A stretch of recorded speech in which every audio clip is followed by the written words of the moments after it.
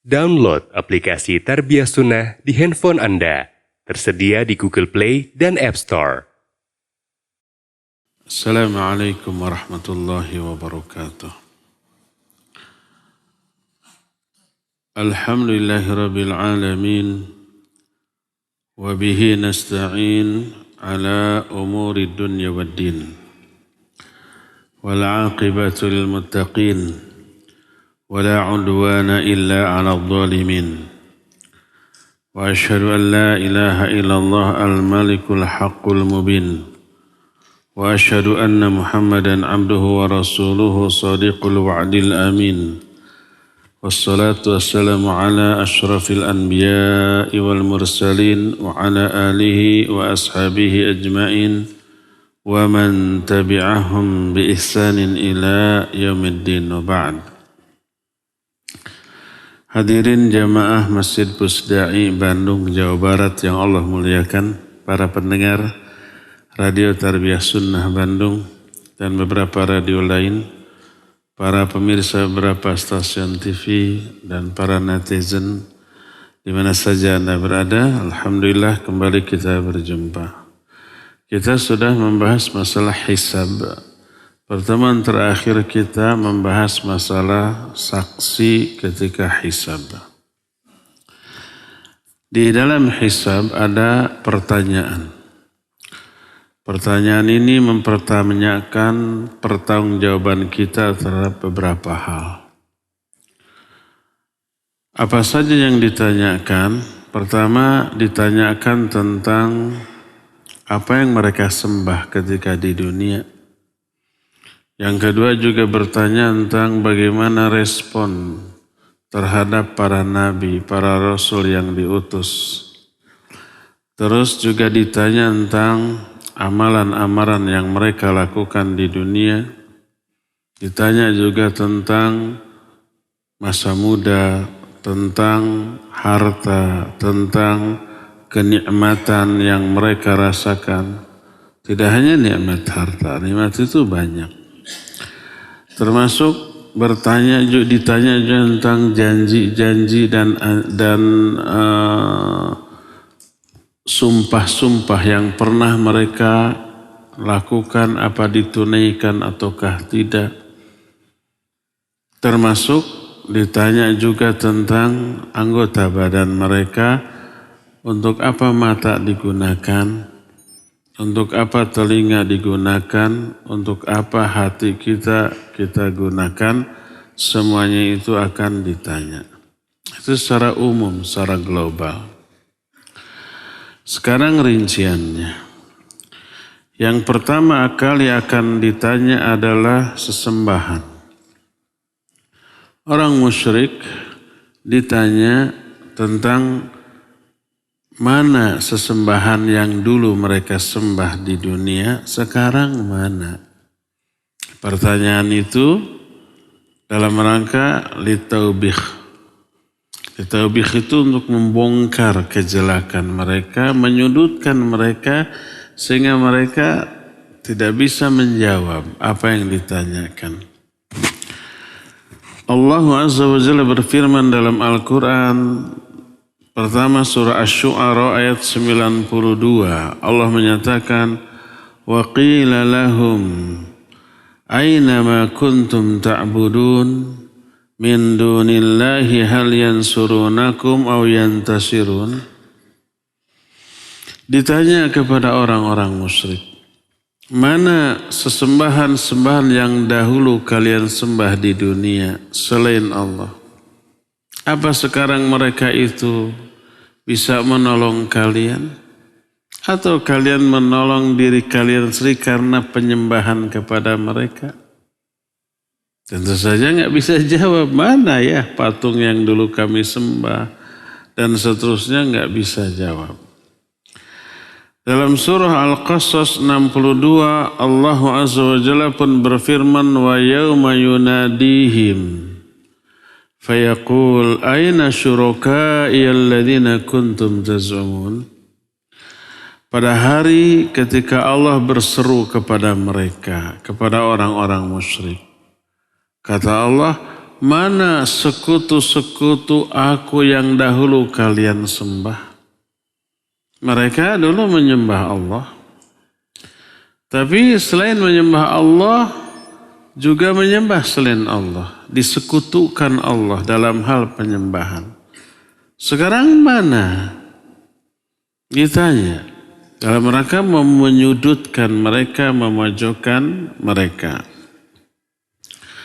Termasuk pengorbanan yang dahulu mereka lakukan. Mereka punya uang. Yang ngasih uang harta Allah.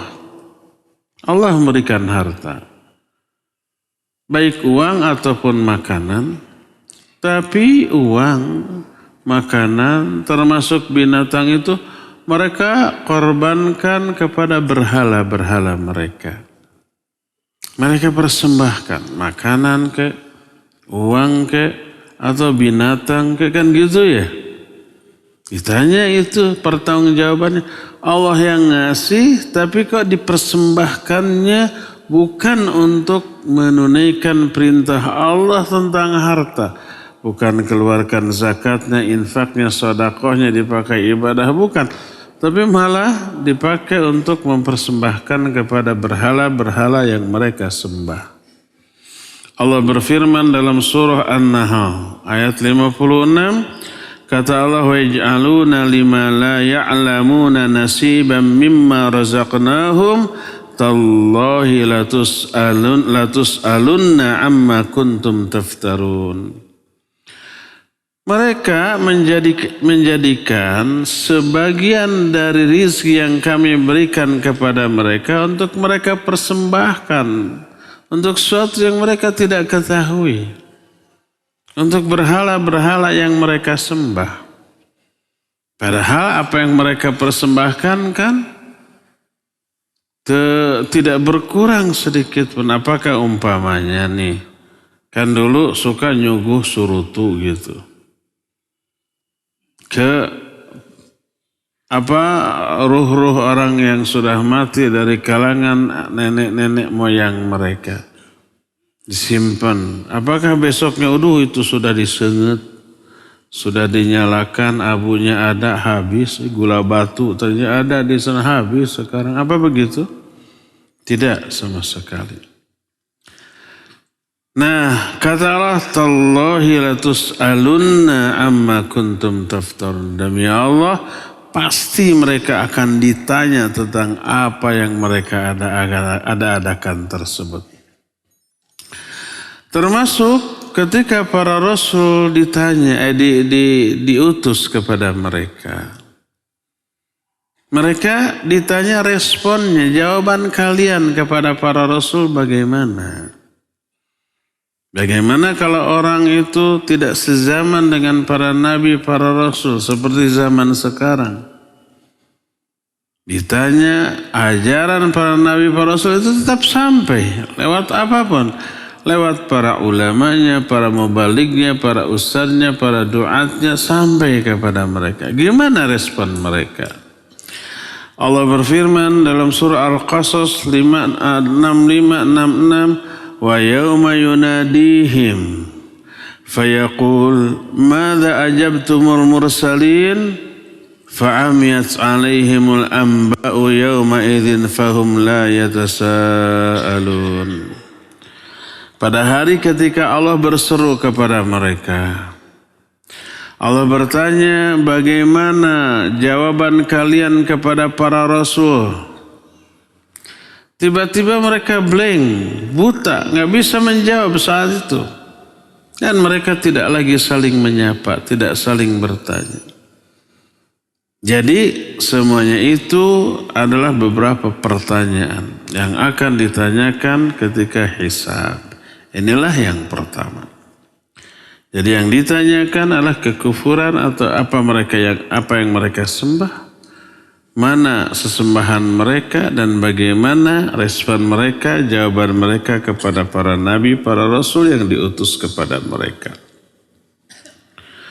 Kedua, yang ditanya pada hari kiamat adalah semua amalan yang pernah dilakukan di alam dunia ini. Allah berfirman dalam surah Al-Hijr ayat 92, "Fawarabbik lanas'alannahum ajma'in amma kanu ya'malun." Maka demi Rabbmu, pasti kami akan bertanya kepada mereka semua tentang apa yang dahulu mereka lakukan, mereka amalkan. Kalau amal kita amal bagus, ditanya itu malah senang, ya enggak? Seorang anak di rumah, seorang murid di rumah, kerjanya umpamanya dia memurojaah, membuka lagi catatan pelajaran tadi. Dia pulang ke rumah zuhur, sholat ke masjid pulang dari masjid dia makan siang. Setelah makan itu umpamanya dia nyuci piring bekas makan dia. Beres-beres, terus buka pelajaran. Sampai sore, maghrib. Ba'da maghrib ngaji di masjid sampai isya. Ba'da isya pulang, makan malam terus belajar lagi, terus tidur. Itu amal baik apa amal buruk? Amal baik.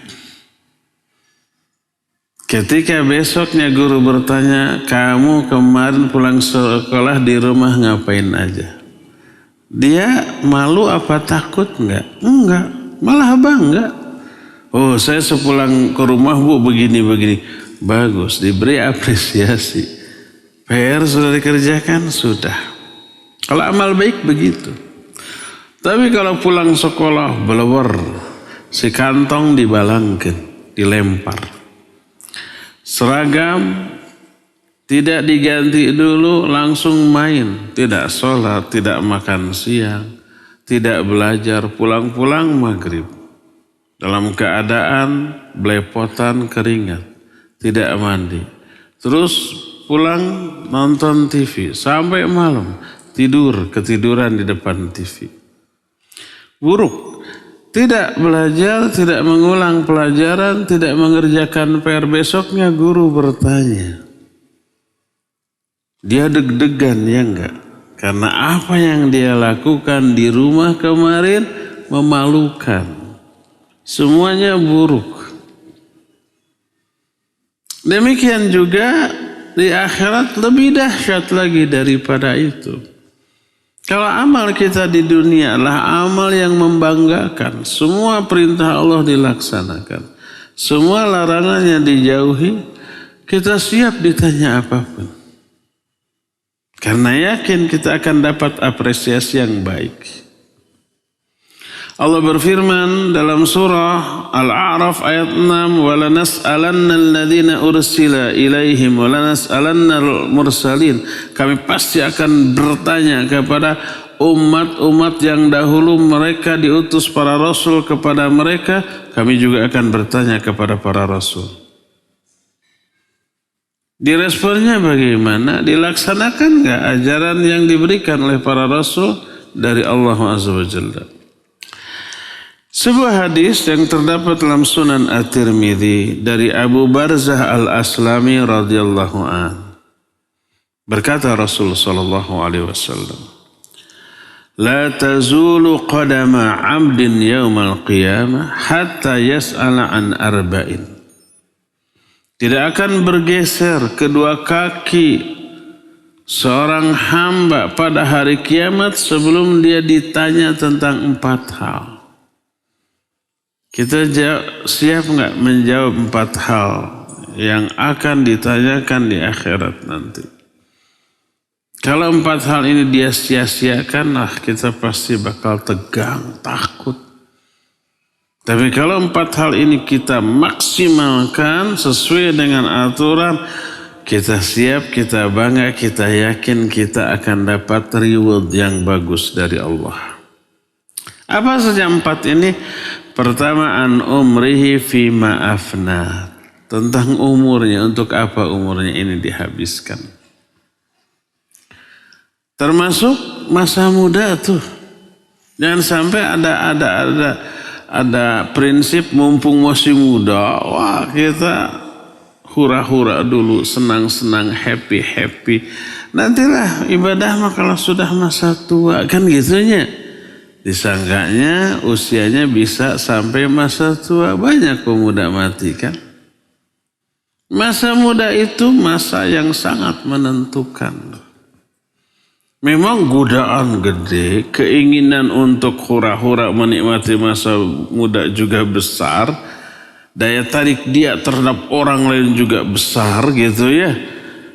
Jadi godaannya besar, kalau umpamanya dia mampu menepis semua godaan itu, dia isi masa mudanya dengan ibadah, dengan amal soleh. Ini pemuda istimewa. Dia akan diistimewakan juga di akhirat. Salah satu keistimewaan di akhirat dinaungi di bawah naungan arsy pada hari kiamat. Ketika matahari dekat, orang semua kepanasan, berkeringat, menderita. Ini mah adem, ini mah senang, tenang, bahagia. 7 orang tuh, salah satunya adalah tentang seorang pemuda. Nash'ata fi ibadatillah, tumbuh berkembang di dalam ibadah kepada Allah. Sejak anak-anak, masa remaja, masa muda, semua anak lain, masa muda lain, hura-hura. Ini mah sejak anak-anak, remaja, masa muda dipakai ibadah, dipakai amal soleh. Ini istimewa, maka dia juga akan diistimewakan di akhirat. Jadi pertama masa muda, diisi apa itu masa muda? Kedua, wa an ilmihi madza amila bih, tentang ilmunya diamalkan apa tidak. Kita wajib belajar sejak mulai kita baligh sampai akhir hayat, wajib. Talabul ilmi faridatun ala kulli muslim. Mencari ilmu wajib bagi setiap muslim. Setelah diilmui, wajib diamalkan. Ada 2 kewajiban. Belajar, beramal. Terus nanti mengajarkan. Mengajarkan baik termasuk bagian dari mengamalkan. Pelajari, amalkan. Termasuk mengamalkannya adalah mengajarkan.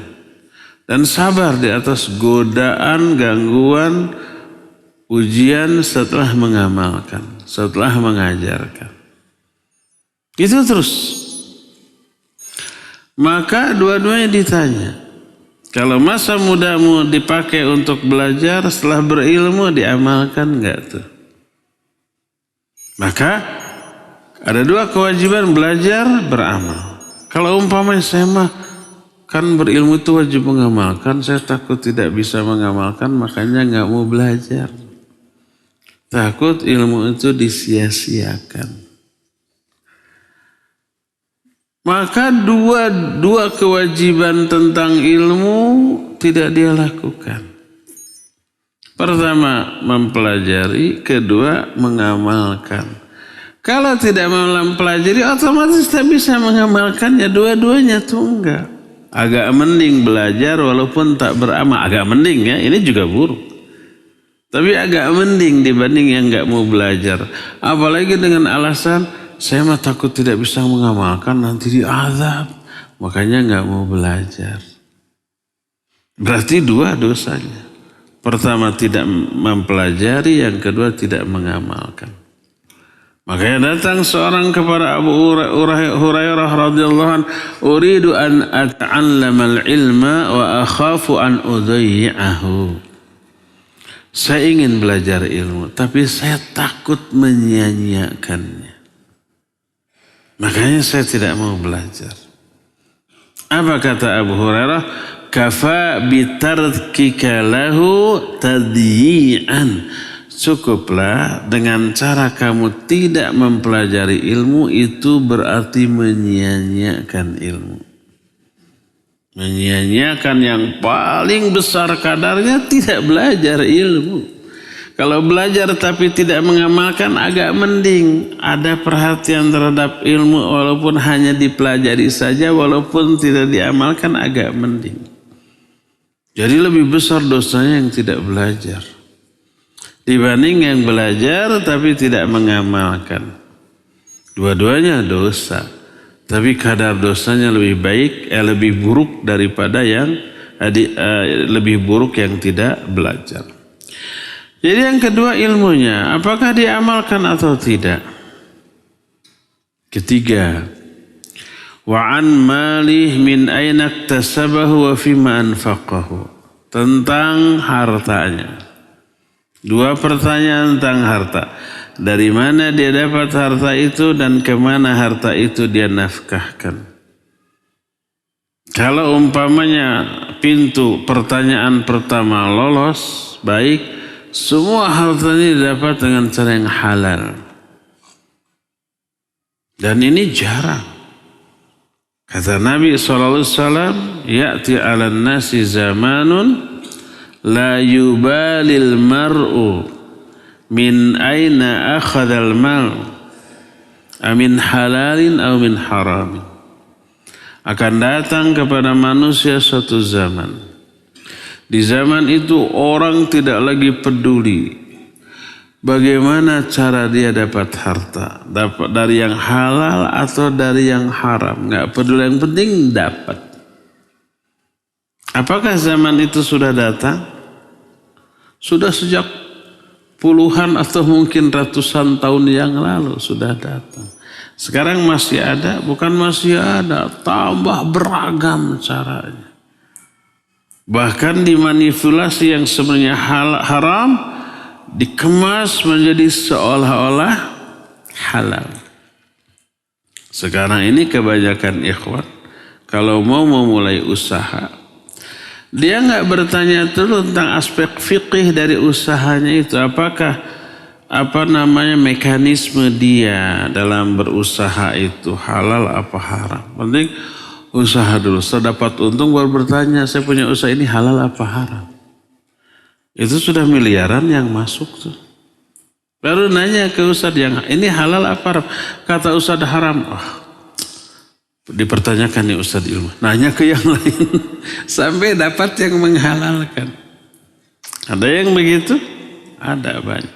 Mestinya sebelum berusaha, berbisnis, tanya dulu. Cara bisnis sebenarnya halal apa haram. Kalau haram, gimana caranya agar bisa jadi halal? Haramnya di mana? Oh ini. Bisa dirubah jadi halal? Bisa. Selalu ada solusinya lah. Tanya dulu baru berbuat. Bukan berbuat dulu baru bertanya. Jadi dua pintu pertanyaan tentang harta. Dari mana didapat dan setelah diperoleh kemana dia salurkan. Terus belum lagi bertanya hak dari harta itu ditunaikan apa tidak. Apakah dikeluarkan zakatnya, infaknya, sedekahnya dan yang sejenisnya dipakai menolong banyak orang. Kalau ternyata tidak, bahaya. Ini ada sebuah hadis yang menyadarkan kita untuk peduli kepada sesama dengan harta kita. Hadisnya diterima dari Ibnu Umar radhiyallahu anhuma. Kata Rasul sallallahu alaihi wasallam, "Inna lillahi ibadan ikhtassahum bini'am limanafi'il ibad yuqirruhum fiha ma badhaluha fa idza mana'uha naza'aha minhum fahawwalaha ila ghairihim." Kata Rasul sallallahu alaihi wasallam, sesungguhnya Allah memiliki beberapa hamba yang Allah khususkan untuk diberi nikmat agar bisa memberi manfaat kepada manusia. Ada berapa hamba Allah kasih harta agar dari hartanya itu dia ngasih manfaat kepada banyak manusia. Yuqirruhum fiha ma badhaluha. Allah akan tetap melimpahkan harta tersebut kepada orang itu selama orang itu nge-share, berbagi hartanya kepada orang lain. Jadi kita dijadikan oleh Allah sebagai orang yang diamanati untuk membagi harta orang lain melalui kita.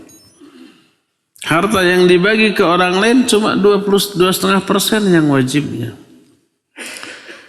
Itu kan kecil ya. Dari 100.000 cuma 2.500 tuh. Yang harus dibagi ke orang. Itu yang wajibnya.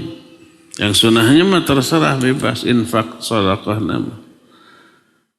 Jadi Allah pilih orang-orang tertentu menjadi pintu rezeki bagi orang lain. Selebihnya yang 97,5% milik dia. Lebih banyak. Kalau umpama mau infak sedekah oke. Yang umpama 90% milik dia, 10%-nya diinfakkan, disedekahkan. Masih lebih gede. Allah tetap limpahkan harta itu kepada dia. Ma badaluha selama orang itu berbagi dengan yang lain. Fa idza mana'uha nazza'aha. Ketika mereka menahan hartanya hanya untuk dirinya, Allah cabut itu harta. Fa hawwalaha ila ghairihim. Allah offer, Allah pindahkan ke orang lain. Hadis tersebut diriwayatkan oleh Imam At-Tabrani dalam kitab Al-Awsat dan dihasankan oleh Syekh Al-Albani dalam kitab At-Targhib wa Tarhib.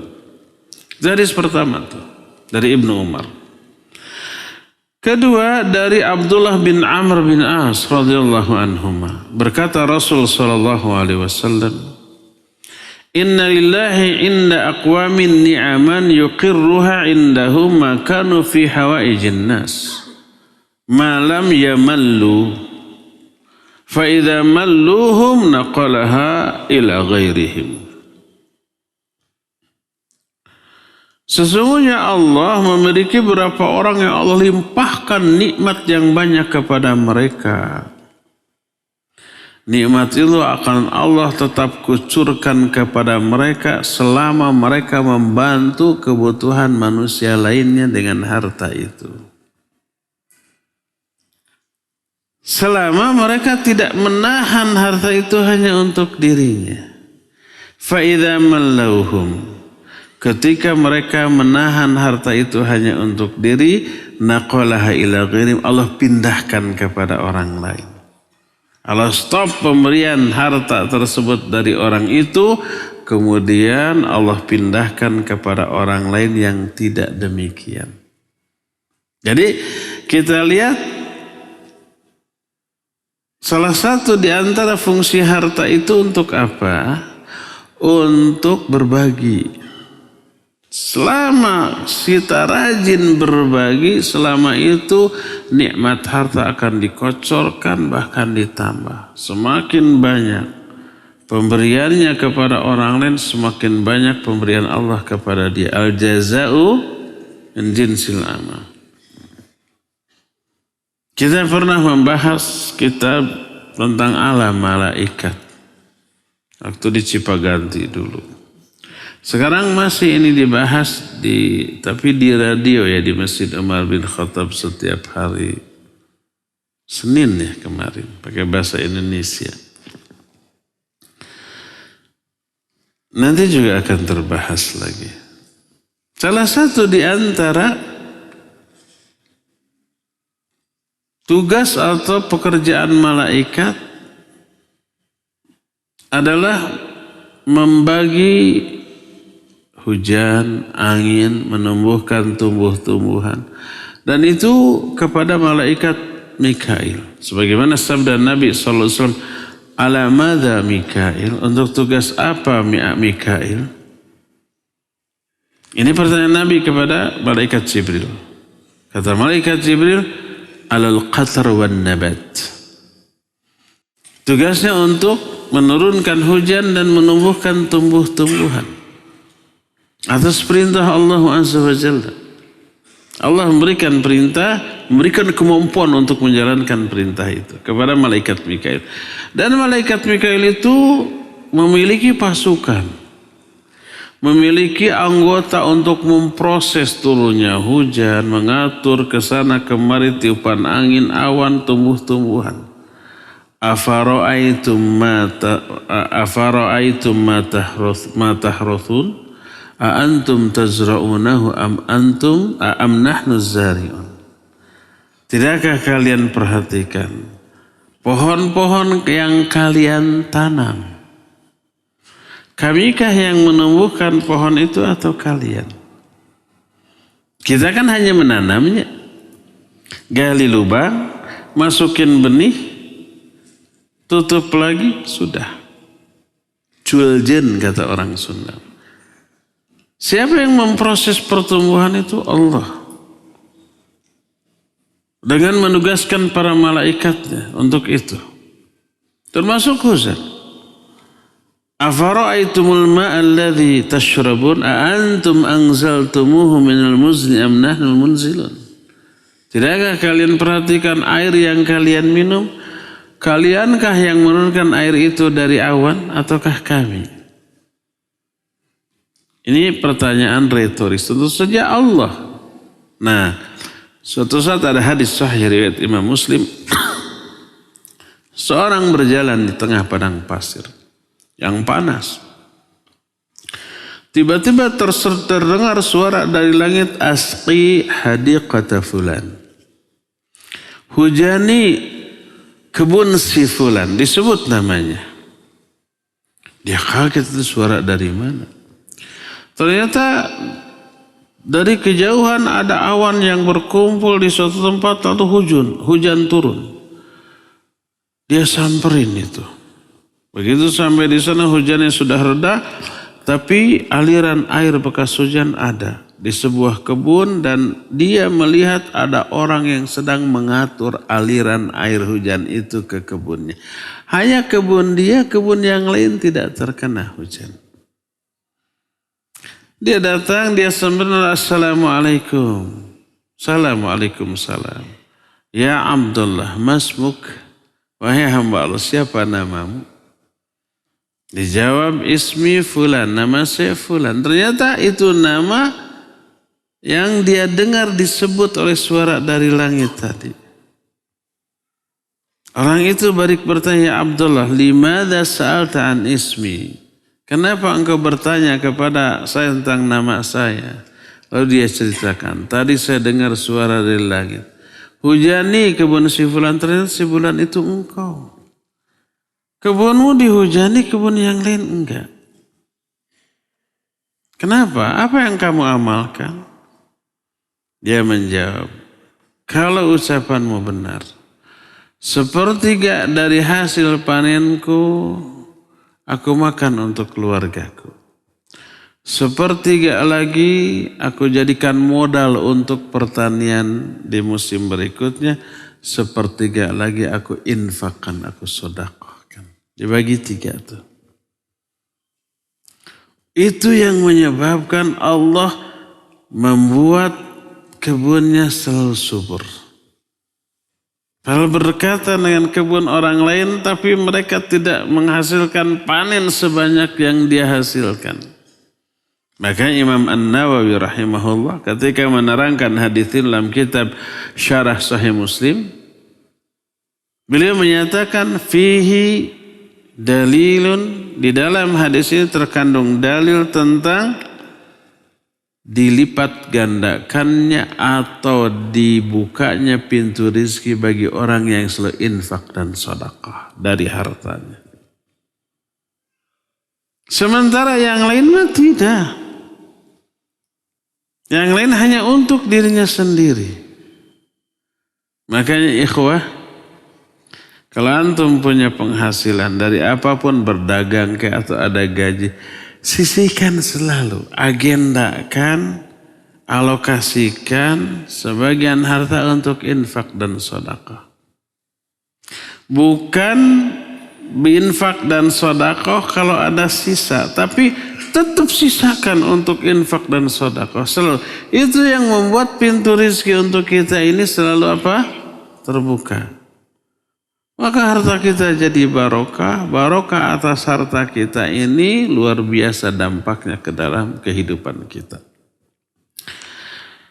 Jadi itu yang ketiga yang ditanya tentang hartanya. Dari mana ke mana? Terus yang keempat, wa an jismihi fima ablah, tentang jasadnya. Untuk apa jasad itu dia gunakan? Apa untuk senang-senang sendiri atau untuk ibadah? Kita olahraga gimana? Bagus, bagus. Karena olahraga menunjang performance kita untuk melakukan ibadah, untuk amal soleh. Kalau kita fresh, stamina kuat, maka kualitas ibadah lebih baik. Saum, kita tidak akan loyo, tidak akan ada keluhan. Bangun malam, tidak akan ada keluhan. Apalagi yang membutuhkan fisik seperti belajar, seperti mengajar, seperti umroh, seperti haji gitu ya. Saya tuh punya tetangga ikhwan gede. Jadi sering, walaupun tidak rajin-rajin amat, tapi sekali dua kali ikut jalan ke gunung. Saya dengan ikhwan-ikhwan di sana suka jalan ke gunung. Kadang larinya sebentar. Banyaknya jalan, tapi ketika lari sebentar di shoot. Ketika jalannya tidak. Yang di-upload yang larinya aja, jadi ada kesan lari terus.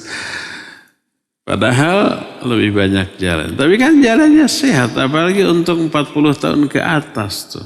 Jangan terlalu banyak lari apalagi loncat. Jadi ada tanjakan tuh sudah terbiasa. Jadi pas umroh, pas haji, jalan lama 3 jam gitu, tawaf, sa'i. Dari maktab, dari tenda ke tempat jumroh itu bisa jam-jaman. Yang terbiasa jalan, wah enak, enteng, ringan. Tapi yang nggak biasa jalan, aduh nafas ngos-ngosan, kaki pegal-pegal gitu ya, apalagi panas. Jadi kualitas ibadah juga tertunjang dengan kekuatan fisik. Kalau kita olahraga dengan niat seperti itu bagus. Olahraganya jadi ibadah. Karena dia niat olahraga untuk meningkatkan kualitas ibadah. Untuk belajar ya perlu. Kalau umpamanya nggak kuat fisiknya baru beberapa 5 menit baca Quran, baca buku sudah ngantuk atau ya. Karena kurangnya mungkin kadar oksigen ke dalam otaknya, kurang lancarnya peredaran darah, baru duduk sudah merlak hai. Tapi kalau umpamanya peredaran darah lancar, fisik juga kuat, konsentrasi, jam-jaman bisa duduk. Bisa baca Al-Quran, bisa baca buku, bisa menulis, macam-macam tuh. Oleh karena itulah maka jasad untuk apa digunakan itu akan ditanya. Kalau umpamanya semalaman main komputer, kuat, tapi fisik rusak, ginjal rusak, ya, jantung rusak gitu. Karena apa? Karena jarang gerak, diam untuk sesuatu yang tidak bermanfaat bahkan madarat. Ingat ikhwan yang suka main komputer untuk hal yang nggak manfaat, apalagi main game, itu akan ditanya. Jasadmu untuk apa kamu gunakan? Ikhwan, stop main game. Stop umpamanya browsing untuk hal-hal yang tak bermanfaat. Sebab itu semuanya nanti akan ditanya. Ya. Masih dalam Sunan At-Tirmidzi dari Abdullah bin Mas'ud radhiyallahu anhuma. Kalau tadi dari Abu Barzah Al-Aslami, dari Ibnu Mas'ud berkata Nabi alaihi salatu wasallam, la tazulu qadama ibni Adam yaumal qiyamah min indi rabbi hatta yus'al an khamsin. Tidaklah bergeser kedua kaki Bani Adam pada hari kiamat di hadapan Allah sebelum ditanya 5 hal. Kalau tadi 4 hal, kalau ini 5 hal. Pertama, an umrihi fima afna. Tentang umurnya, untuk apa umur itu dihabiskan. Yang kedua, wa an syababihi fima ablah. Masa mudanya. Kalau tadi masa muda tidak disebut, tapi sudah tercakup dalam umur. Ini dikhususkan disebut masa muda karena pentingnya masa muda. Masa muda mempengaruhi dengan memberikan pengaruh yang besar terhadap masa tua kita tuh. Ketiga, wa an malihi min aina iktasaba wa fima anfaqahu. Yang ketiga tentang hartanya. Dari mana harta itu dia dapat dan kemana harta itu dia amalkan, dia salurkan. Dan yang poin terakhirnya, wa madza amila fima alima, apa yang dia amalkan tentang ilmu-ilmunya. Itu semua nanti akan ditanya oleh Allah Azza wa Jalla. Siapapun yang menelaah hadis-hadis hal itu, tidaklah heran kalau Nabi SAW lebih menganjurkan untuk meringankan beban kita di akhirat dalam masalah dunia. Persedikit harta, persedikit tanggung jawab di dunia, itu akan lebih enteng ringan hisabnya. Baik nikmat dunia ini, harta atau jabatan atau pangkat, kekuasaan, popularitas, itu amanah. Dan kelak akan dimintai pertanggungjawabannya. Kalau ditunaikan, alhamdulillah keuntungan bagi mereka. Kalau amanah ini diabaikan, itulah yang membinasakan mereka. Makanya berkata Rasulullah SAW, al-mukthiruna fid dunya humul muqilluna fil akhirah. Orang yang memperbanyak hartanya di dunia, dia akan sedikit kebaikannya di akhirat. Maksud kebaikannya hartanya, pahalanya sedikit. Kecuali kata Allah, orang yang diberi amanah harta lalu dia menunaikan amanah itu sesuai dengan kehendak Allah, maka banyak harta, banyak pahala. Dengan banyaknya harta dia bisa zakat, infak, sedekah. Ada masjid yang dibangun dia sumbang. Ada madrasah yang dibangun dia sumbang. Ada ma'had pondok pesantren yang dibangun dia sumbang. Ada kegiatan dakwah dia sumbang. Itu banyak hartanya, itu banyak juga kebaikannya, pahalanya. Dia akan memanen pahala di akhiratnya nanti. Kalau hartanya begitu, dia banyak harta, banyak pahala. Tapi umumnya orang kan tidak begitu. Banyak harta, banyak senang-senangnya. Sedikit ibadahnya, karena harta yang banyak butuh waktu, butuh potensi, butuh perhatian, butuh tenaga untuk menjaga, bahkan menggolangkannya. Sehingga mempersedikit kesempatan ibadah, amal soleh dan kebaikan. Sedikit waktu untuk belajar. Saya sibuk gak bisa ikut ngaji sebab saya harus ngontrol proyek di sana, terus belum perusahaan di sana tuh sudah seminggu nggak dikontrol, belum pembukuan ini, wah macam-macam tuh. Karena disibukkan oleh Allah dengan hartanya. Nah makanya dalam salah satu hadis yang sahih diriwayatkan oleh Imam Muslim, diterima dari Abu Abdurrahman al-Hubali, dia berkata, Ja'a salasatu nafarin ila Abdullah bin Amr bin As radhiyallahu anhuma wa ana indah. Faqalu ya Aba Muhammad inna wallahi ma naqdiru ala syai'in la nafaqah wa la dabah wa la mata'. Datang 3 orang kepada Abdullah bin Amr bin As radhiyallahu anhuma. Nabi saat itu sudah wafat. Ada 3 orang datang. Orang ini curhat. Kata dia, wahai Abu Muhammad, kami demi Allah tidak punya kemampuan. Kami miskin. Kami tidak memiliki apapun. Tidak memiliki nafkah, tidak memiliki kendaraan, tidak memiliki harta. Kata Abdullah bin Amr bin As, ma syi'tum, in syi'tum raja'tum ilaina fa'atainakum ma yassarallahu lakum. Wa in syi'tum dzakarna amrakum lisultan wa in syi'tum sabartum. Fa inni sami'tu Rasul sallallahu alaihi wasallam yaqul inna fuqara al-muhajirin yasbiquna al-aghniya yawm al-qiyamah ila al-jannati bi 40 kharifa. Kata Abdullah bin Amr bin As, mau kalian apa? Kalau kalian mau, kalian kembali ke kami akan berikan ala kadarnya.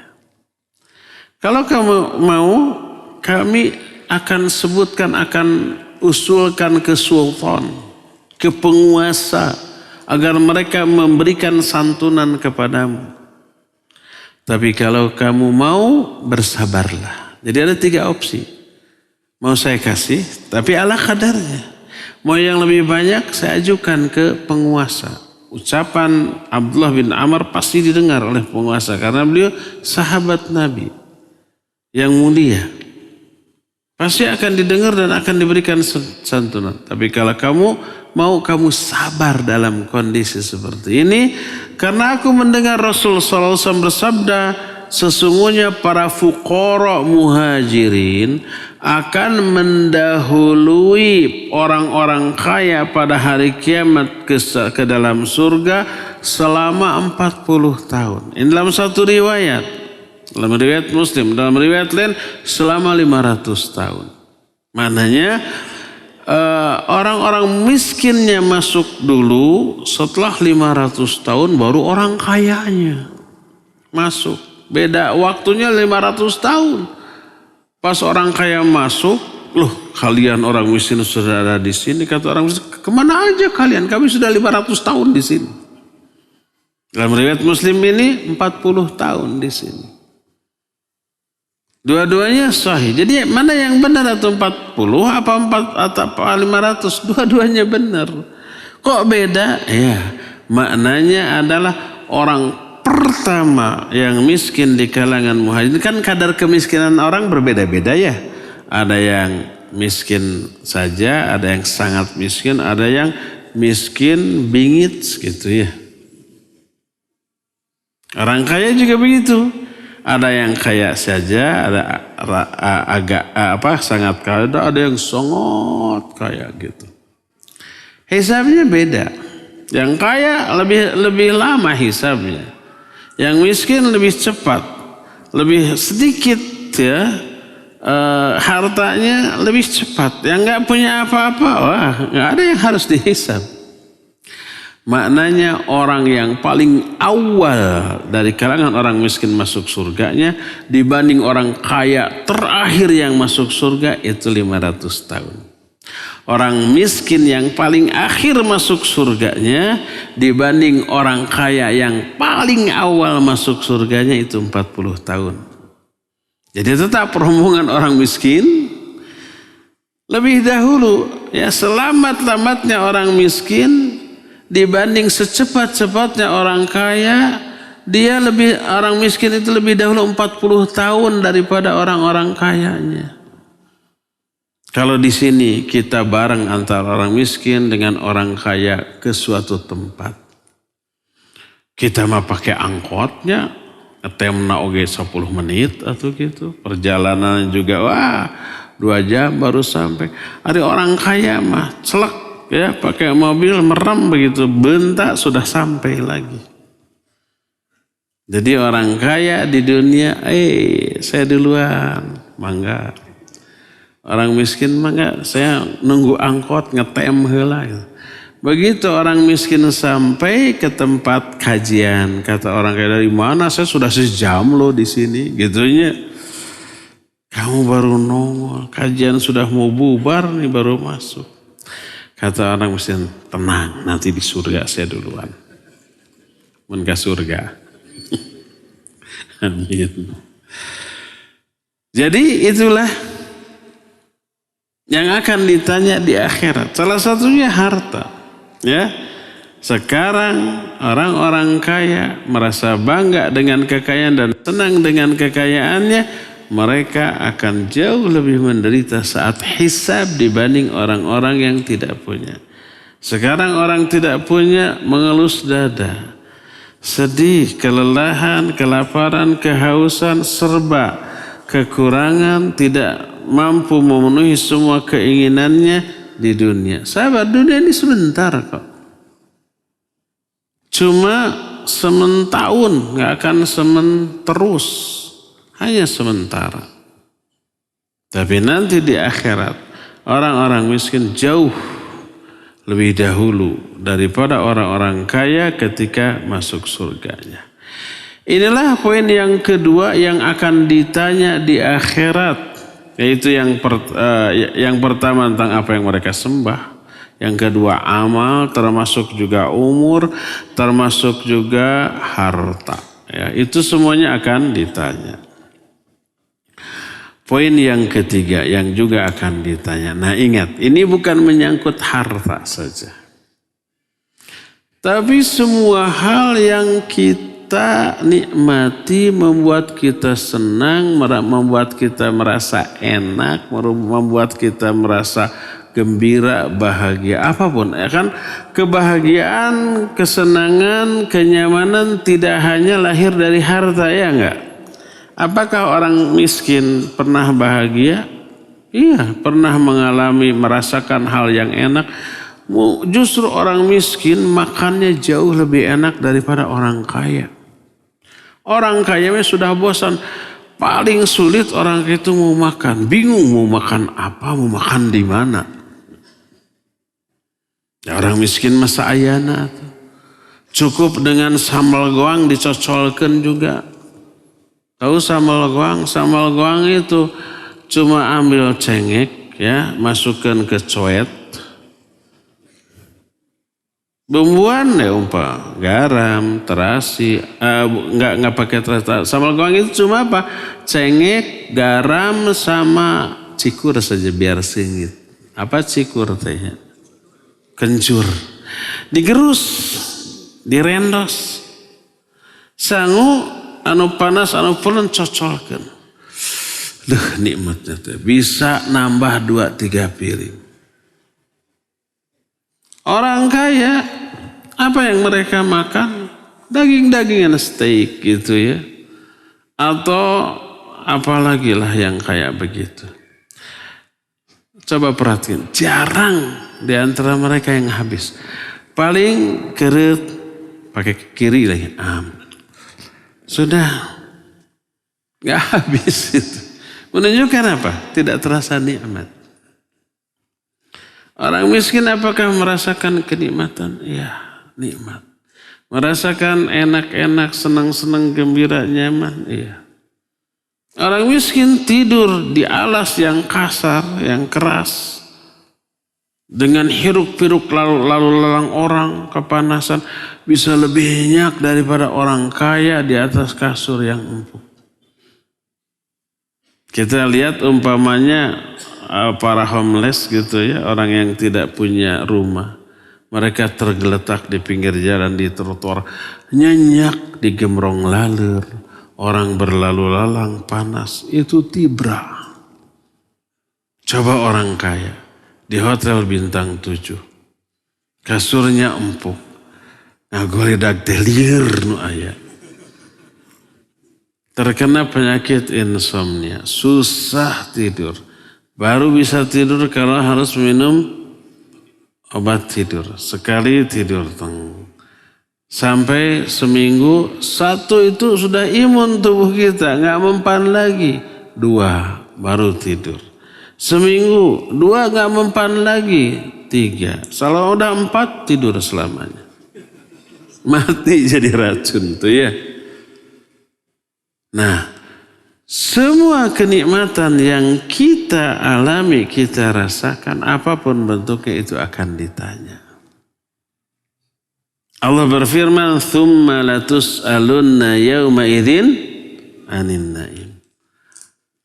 Tsumma kemudian latus'aluna, kalian pasti benar-benar akan ditanya yauma idzin, pada hari itu, pada hari kiamat. Tentang apa? Anin na'im, tentang seluruh kenikmatan. Jadi semuanya ditanya. Nikmat apa? Segala macam kenikmatan. Yang menarik bagaimana asbabun nuzul dari ayat ini. Sampai-sampai ketika Nabi Abu Bakar, para sahabat makan dengan lahap karena lapar. Nabi SAW melihat betapa mereka nikmatnya makan, beliau membacakan ayat ini.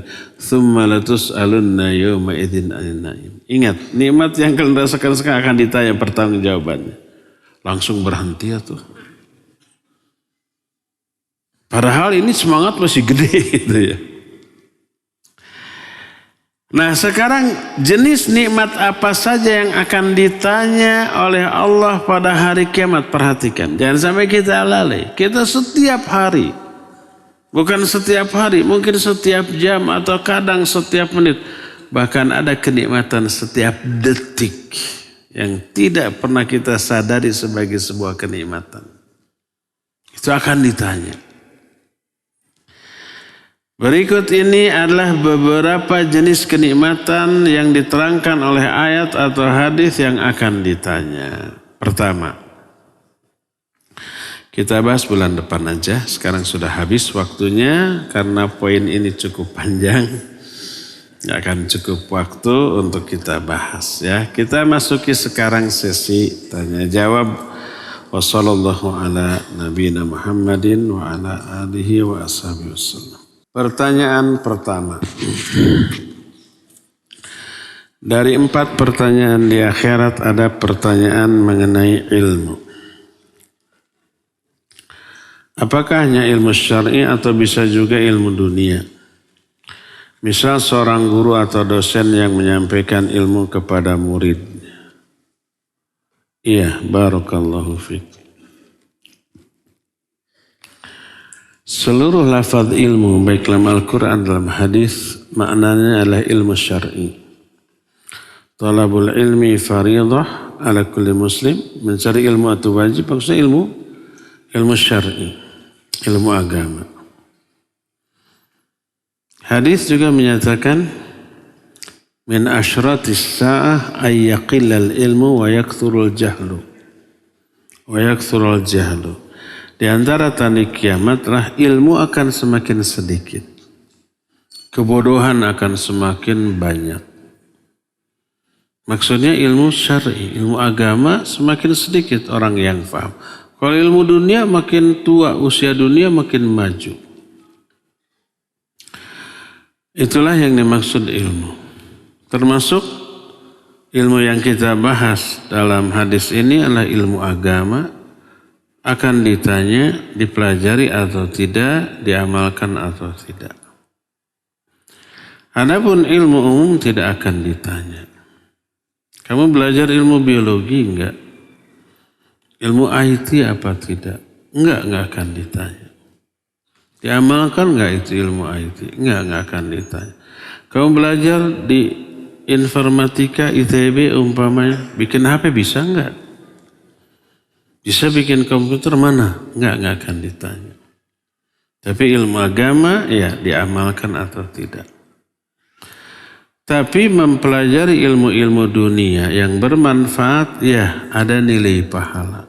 Karena ada manfaat bagi orang banyak. Mengajarkannya berpahala, iya berpahala.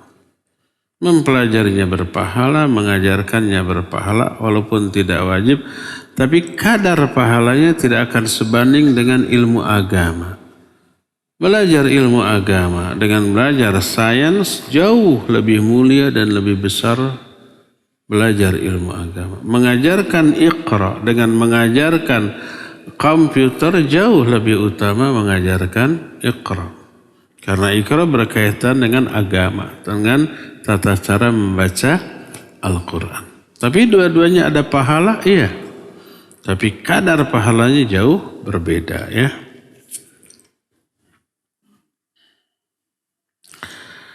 Alhamdulillah saya dipercaya untuk menjadi salah satu pengurus DKM di masjid tempat tinggal saya yang qadarullah belum nyunnah.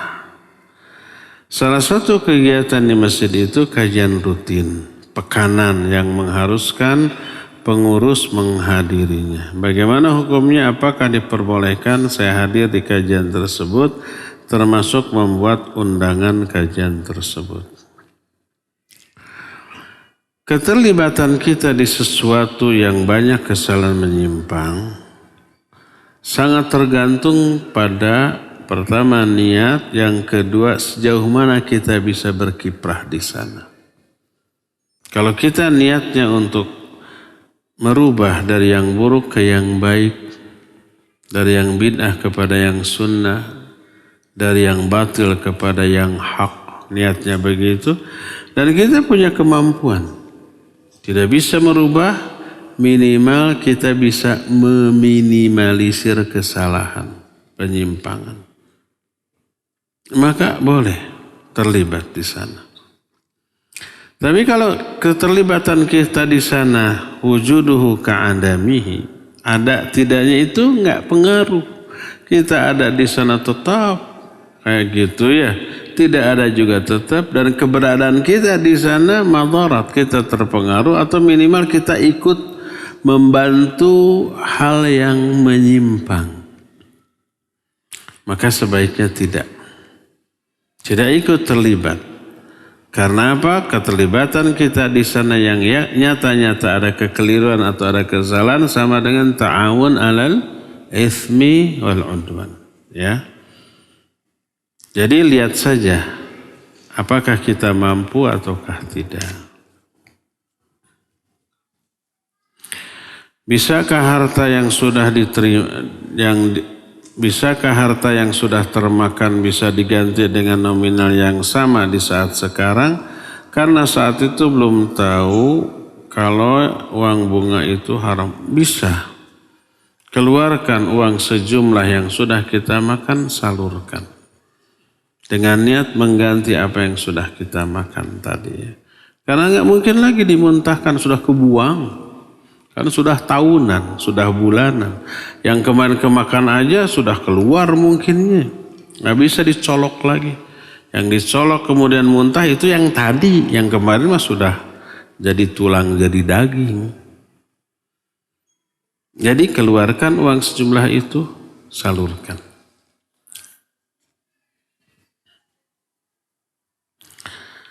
Kalau suami anak suka sekali pinjol, haram, tidak boleh karena ada unsur bunga.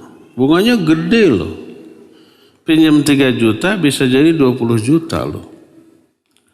Kalau nggak dibayar-bayar bisa berbunga terus. Suami anak suka pinjol untuk kemaksiatan. Na'udzubillah. Cara memperolehnya haram.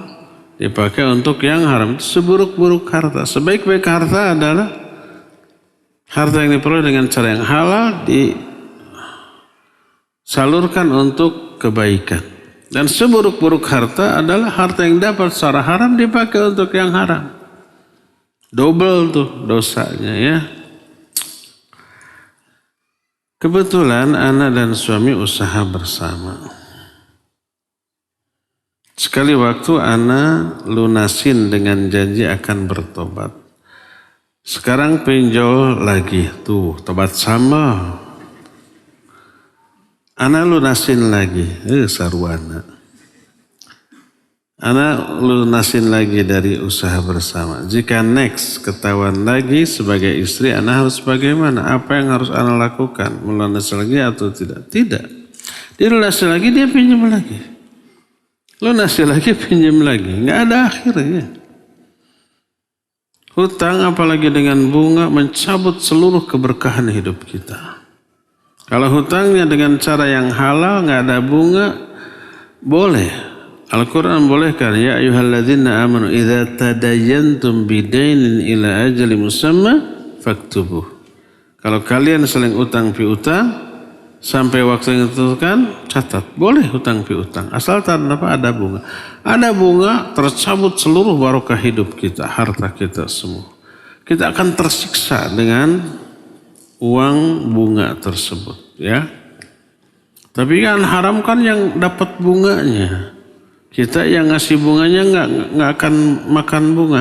Sama dosanya. Nabi SAW menyatakan akiluhu wa syahiduhu wa katibu wa mu'kiluhu kulhum sawa. Yang memakan bunga, yang menuliskannya, yang menyaksikannya, dan yang memberi bunganya, si peminjamnya, semuanya dosanya sama. Nah, tahu orang itu lunasin pinjam lagi, lunasin pinjam lagi. Kita terus melunasinya, itu ta'awun alal itsmi wal udwan. Kerjasama dalam dosa dan permusuhan, sama dengan mendukung perbuatan dosa. Siapa yang tetap berlaku riba setelah diketahui keharamannya, itu sama dengan mengajak perang kepada Allah dan Rasul-Nya.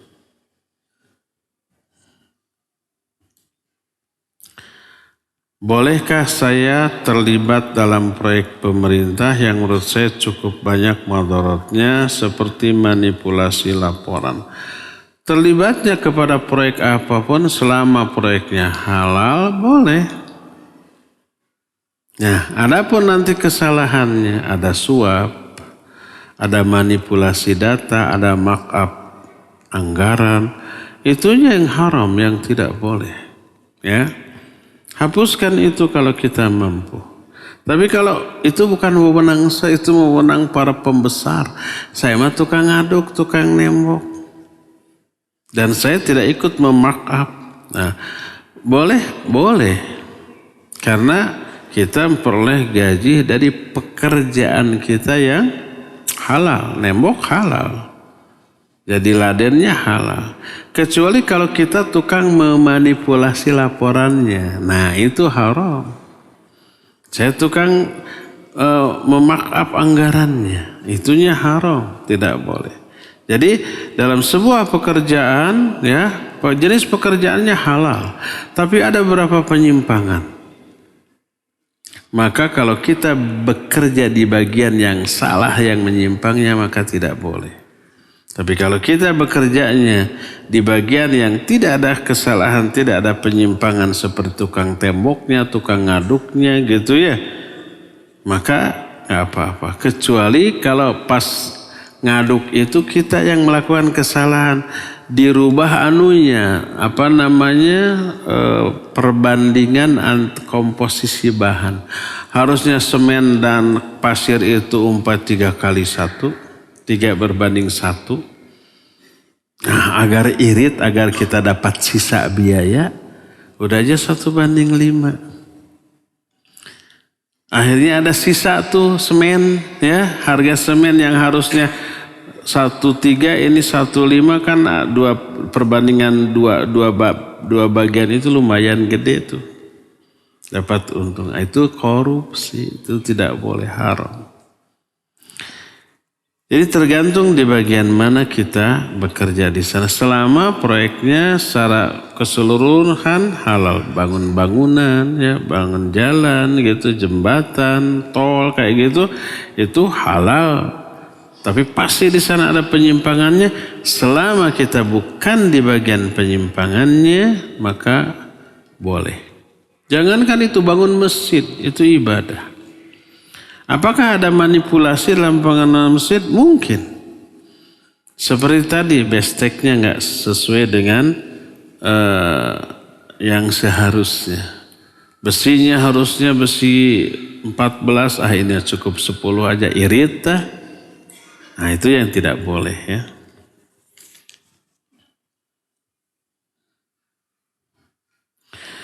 Anak saya baru mulai merintis jualan makanan di kampusnya.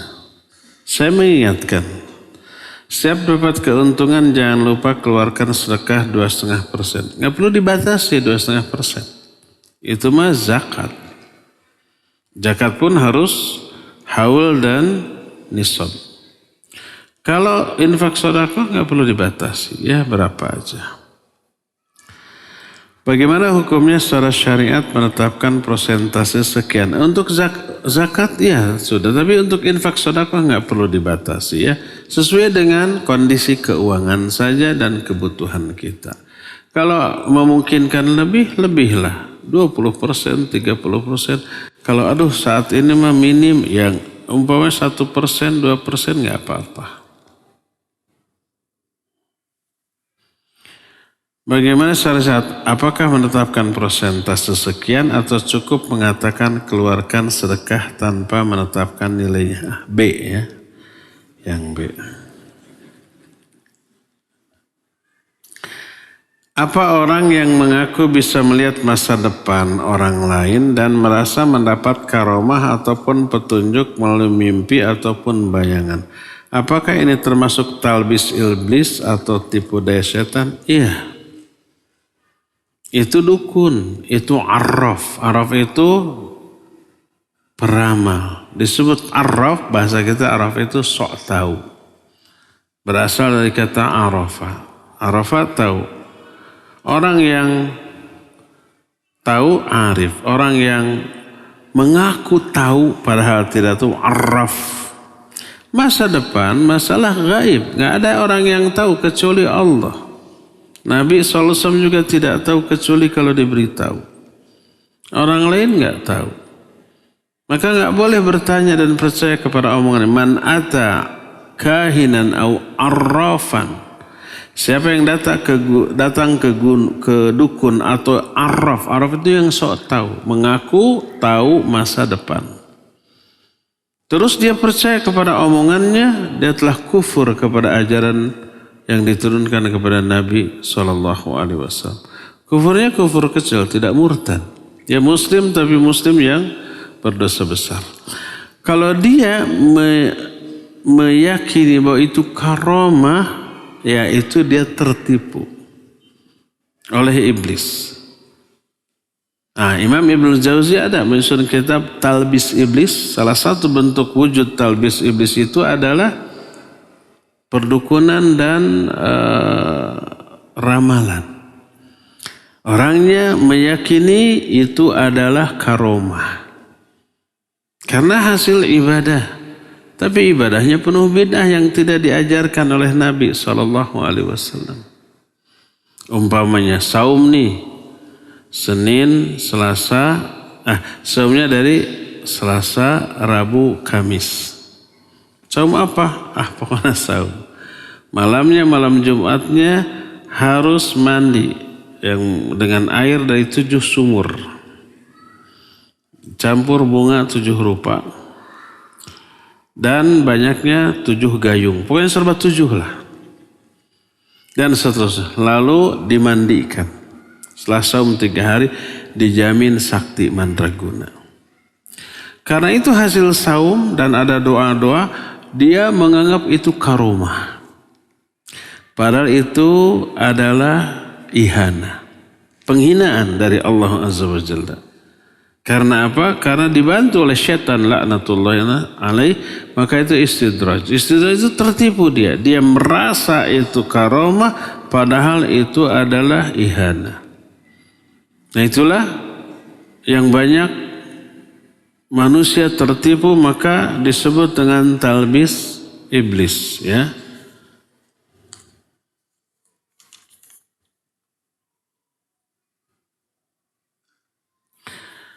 Bagaimana hukum minum dengan tangan kiri? Haram, tidak boleh, dosa. Nabi SAW menyatakan, La tashrabu bishimal fa inna syaitan yashrabu bishimal. Jangan kalian minum pakai tangan kiri. Karena sesungguhnya syaitan minum pakai tangan kiri. Nabi SAW sunnahnya makan minum pakai tangan kanan. Itu sunnah Nabi. Pakai tangan kiri, sunnah syaitan. Sunnah mana yang kita akan ikuti? Pengikut siapa kita? Pengikut syaitan atau pengikut Nabi alaihissalatu wassalam? Siapa yang ingin menjadi pengikut syaitan, sok segala tangan kiri sok tah gitu. Tapi kalau ingin menjadi pengikut Nabi SAW, makan minumlah pakai tangan kanan. Ya, ikhwan dan akhwat yang sering ngaji, perhatikan dengan tangan apa kita minum. Bagaimana kalau makan bala-bala? Dengan cengek. Cengeknya di kiri, ininya di kanan. Am bala-bala, am cengek. Tetap wajib dengan tangan riweuh Ustaz. Riweuh kumaha am, ya, ambil am, teriweuh dah. Asal mau, saya enggak mampu, bukan enggak mampu, enggak mau. Gampang apa? Am simpan heula. Terus simpan 2 nana. Am heula bala-bala simpen cengek am gitu ya. Mau cengek heula bala am gitu ya. Pas bala-bala ditepak murah gitu. Tinggal sehana gitu ya. Gampang lah kalau mau ya. Ikhwan akhwat awas, jangan tangan kiri makan ataupun minum. Bagaimana kalau sudah makan dengan tangan kanan? Pas minum, yang bersih tangan kiri ya enggak? Bagaimana kalau tangan kanan kotor? Kotor itu tidak masalah. Karena kita yang minum, bukan untuk orang lain. Ya masalah walaupun kotor kita makan minum dengan tangan kanan ya nggak masalah. Daripada kita dosa ingin bersih tapi dosa gitu ya, jangan. Terakhir, apakah ideal untuk menerapkan hukum qisas di Indonesia khususnya dalam hukum tata negara dikarenakan hukum di Indonesia seringkali belum bahkan tidak adil. Mohon solusinya. Kalau itu bisa diterapkan bagus, tapi bukan wewenang kita penerapan hukum teh. Ada yang berwenang, yaitu siapa? Ulil amri. Ulil amri pun menetapkan semua hukuman melalui mekanisme, ya enggak? Yang membuat undang-undang itu bukanlah presiden. Tapi ada bidang, mungkin anggota dewan dan seterusnya, lalu ada proses tertentu lah. Lalu jadi undang-undang laksanakan. Itu wewenang mereka.